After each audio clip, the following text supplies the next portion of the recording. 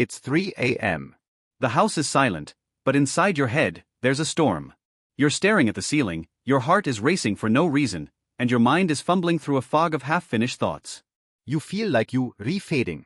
Yesterday, you forgot where you parked the car. This morning, you couldn't find the word for calendar. You've been told this is just getting old. You've been told that to lose weight and stay healthy, you must lock the kitchen at 6 p.m. and go to bed on an empty stomach. But what if I told you that by following that advice, you aren't just losing weight, you are starving your brain of its only chance to survive the night? Most of us treat sleep like a light switch. You flip it off, and the world goes dark. But for your brain, sleep is the most intense work shift of the day. While you rest, your brain is busy power washing toxins, repairing damaged neurons, and filing away your precious memories. But here is the terrifying truth that modern medicine often ignores. After the age of 60, your brain's night shift requires a specific kind of fuel. Without it, the system enters an emergency survival mode. It stops repairing. It stops cleaning. It begins to cannibalize its own tissues just to keep the lights on. This is the silent thief. It doesn't steal your memory all at once. It nibbles at it, night after night, while you sleep in a state of biological starvation. You wake up with brain fog, not because you slept poorly, but because your brain spent the night fighting for its life instead of healing. I'm Doctor Michael Bennett, and today, we are going to challenge everything you've been told about nighttime health. I'm going to share a ritual, a simple 15-minute sequence of movement and instructional nourishment that acts as a 911 call to your nervous system. This isn't just about sleeping better. It's about giving your brain the bricks and mortar it needs to rebuild your mind while you dream. By the end of this video, you'll understand why a specific ghost meal might be the only thing standing between you and the fog of cognitive decline. If you want to stay sharp, stay present, and keep your memories exactly where they belong, you cannot afford to skip this. Think of your brain not as a computer that shuts down at night, but as a bustling metropolis. During the day, the streets are crowded with the traffic of your thoughts, deciding what to wear, navigating a conversation, or obsessing over the news. This traffic creates exhaust. In the brain, this exhaust is a literal toxic byproduct called beta amyloid. If these proteins build up, they clog the streets. They create the plaques that scientists link to Alzheimer's and cognitive decline. But here is the miracle. When you enter deep sleep, your brain cells actually shrink by nearly 60%. This creates space for a hidden plumbing system, the glymphatic system, to turn on the high-pressure hoses. It's the night shift. It power washes the day's toxic debris out of your head and into your bloodstream to be flushed away. But here is the catch that most people over 60 don't realize. The glymphatic system is expensive to run.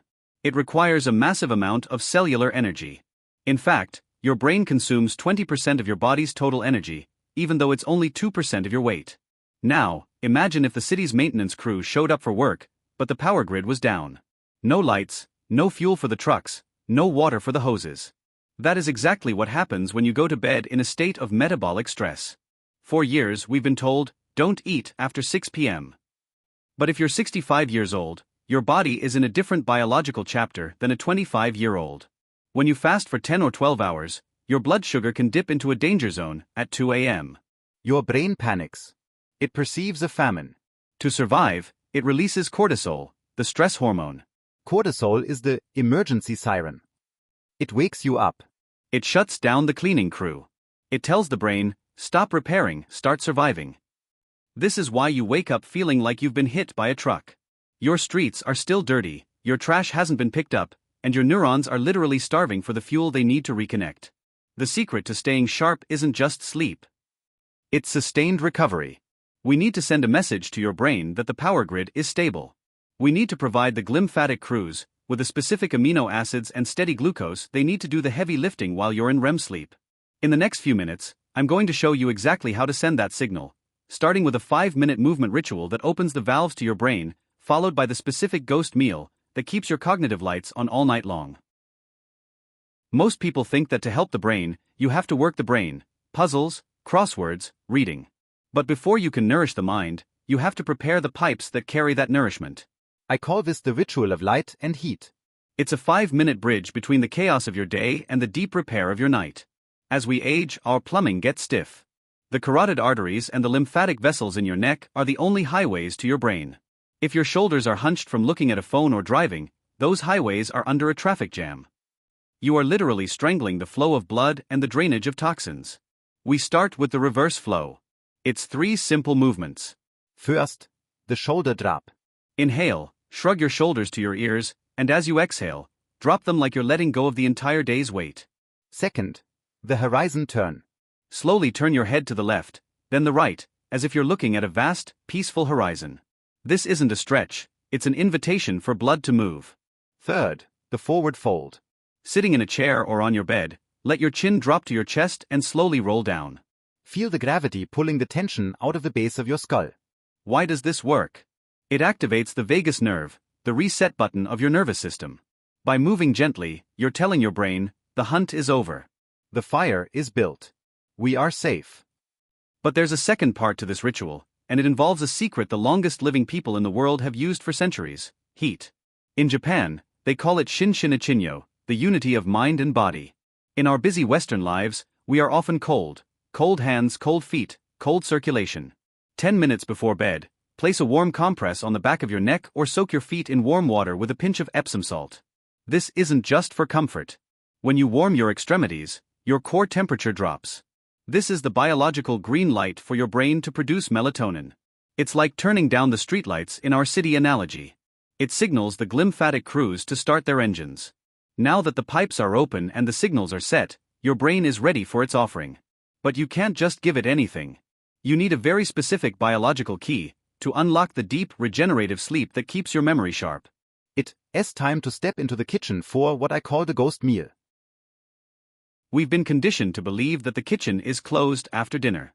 We've been told that eating at night is the ultimate sin for our metabolism. And for a sugary snack or a heavy pizza. That's true. But for your brain, total deprivation is a disaster. I call this the ghost meal. It's not meant to fill your stomach, it's meant to haunt your nervous system with a message of abundance. It's a tiny, strategic offering of about 100 calories that acts as a biological bridge. It prevents that 3 a.m. cortisol spike we talked about earlier.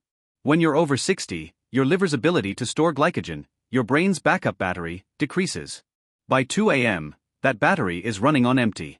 The ghost meal provides a slow burn fuel that keeps your brain in repair mode, instead of survival mode. But you have to choose the right fuel. There are 3 golden keys to a perfect ghost meal. Key number 1, the liquid gold.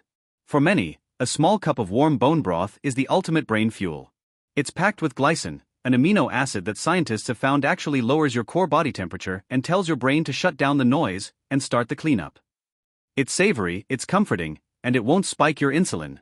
Key number 2, the brain's architecture. If you prefer something solid, 2 walnuts and a half teaspoon of raw honey. The walnuts provide omega-3s, the literal bricks for your brain's walls. The tiny bit of honey? It's not for energy, it's for your liver. It ensures your brain has just enough glucose to power the glymphatic system without waking you up. Key number 3, the temperature. It must be warm. Cold food shocks the digestive system and draws blood away from the brain to the stomach. Warmth keeps the blood circulating where it's needed most, in the cleaning zones of your prefrontal cortex. Many people ask, won't this give me heartburn? The secret is the dosage. This isn't a meal, it's a medicine. It's a small, liquid-based ritual. If you struggle with digestion, a tablespoon of apple cider vinegar in warm water before this snack can prime your system. The goal isn't to digest a feast, it's to signal safety. When you give your brain this small gift, you're doing something profound. You're telling your body that the famine isn't coming. And when the body feels safe, it releases GABA, your brain's natural Valium. This is where memory consolidation happens. This is where the silent thief is stopped in his tracks. You've prepped your body with movement. You fueled your brain with the ghost meal. But there is one final gatekeeper to a sharp mind, the mental clutter. You see, your brain cannot power wash its neurons if it's still busy replaying a stressful conversation from lunch or worrying about a bill due next Thursday. If your mind is loud, the glymphatic system stays quiet. I want to introduce you to a practice I call the 3-minute download. Think of it as closing the tabs on your browser before you shut down the computer. When you leave a worry unwritten, your brain stores it in the amygdala, the fear center. It stays on high alert all night, keeping your cortisol levels just high enough to block deep, regenerative sleep. Take a pen and paper, not a screen. Write down 3 things you are grateful for. But don't just list them. Feel them. The warmth of your socks, the taste of that bone broth, the sound of a grandson's laugh. Science tells us that gratitude isn't just a nice feeling. It's a chemical master key. A study from UC Davis showed that a regular gratitude practice lowers blood pressure and strengthens the immune system by shifting the brain from threat mode to safety mode. Then, write down one thing you are releasing. I release the worry about tomorrow's weather. I release the frustration of the traffic. By naming it and putting it on paper, you are telling your brain, I have a record of this. You don't need to hold on to it tonight. You are giving your hippocampus permission to file it away. Finally, we seal the night with the 4-7-8 breath. Inhale for 4 seconds, hold for 7, and exhale for 8. That long, slow exhale is the kill switch for your stress response. It sends a surge of oxygen to the prefrontal cortex, the area responsible for your personality and complex thinking. It's the final signal to the silent thief that there is nothing here for him to take. When you combine this emotional cleanup with the warmth of your movements and the fuel of your ghost meal, you aren't just sleeping. You are reclaiming your sovereignty. You are ensuring that when you wake up tomorrow, you aren't just a day older, you are a day sharper. We often talk about aging as if it's a process of losing things, losing our strength, losing our speed, and eventually losing ourselves. But after everything we've talked about today, I hope you see it differently. Your brain is not a fading light, it is a hungry, rhythmic, and incredibly resilient organ that simply wants to be remembered. Your memories, the smell of your mother's kitchen, the day your child was born, the wisdom you've spent 6 decades gathering, these are not just data points. They are your legacy. And they deserve a guardian. The silent thief only wins when we forget to show up for ourselves in those quiet hours before sleep. Tonight, I'm asking you to make a pact with your future self. Don't go to bed on an empty tank. Don't leave your mind in survival mode. Give it the movement, the warmth, the ghost meal, and the peace it has earned. Because when you nourish your brain, you aren't just preventing a disease, you are preserving the person you worked so hard to become. If this message resonated with you, share it with someone you love. Let's change the way we age, one night at a time. And I believe your brightest days aren't behind you, they are being built tonight while you dream. Sleep well, and I'll see you in the morning.